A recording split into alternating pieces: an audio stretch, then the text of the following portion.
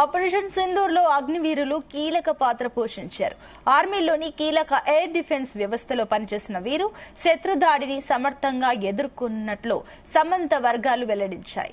సీమాంతర ఉగ్రవాదాన్ని ప్రోత్సహిస్తున్న పాకిస్తాన్ ను ఆపరేషన్ సింధూర్ తో చావుదెబ్బ కొట్టింది భారత సైన్యం.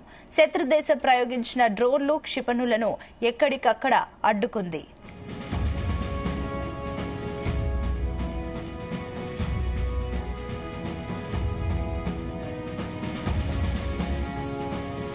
ఒక గగనతల రక్షణ వ్యవస్థ యూనిట్ లో దాదాపు 150 నుంచి 200 మంది చొప్పున మొత్తంగా దాదాపు 3000 మంది అగ్నివీరులు ఆపరేషన్ సింధూర్ లో పాల్గొన్నట్లు సదరు వర్గాలు తెలిపాయి.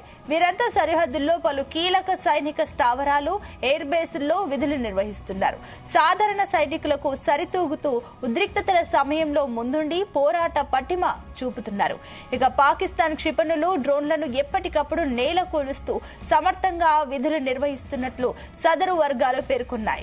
గన్నర్లు, అదేవిధంగా ఫైర్ కంట్రోల్ ఆపరేటర్లు, రేడియో ఆపరేటర్లు, క్షిపణులు, గన్స్ అమర్చిన భారీ వాహనాలను డ్రైవర్లుగా అగ్నివీరులు ఆపరేషన్ లో పాల్గొన్నట్లు తెలిపారు.